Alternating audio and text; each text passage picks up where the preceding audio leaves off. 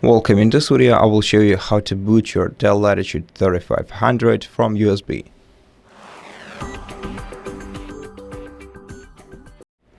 First of all, you have to prepare a bootable USB flash drive for your device. Insert it into your computer.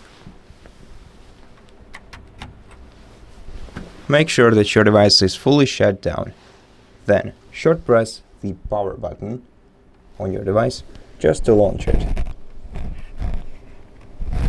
And after short pressing the power button, start repeatedly clicking the F12 key until you see the boot menu on your screen.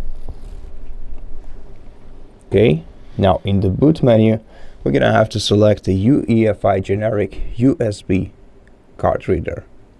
And after selecting it, you'll boot your system into your USB. To exit, simply press Escape. And that's it. Thank you for watching this video. If it helped you, please consider subscribing to our channel, leave us a like and a comment below, and I'll see you in the next one.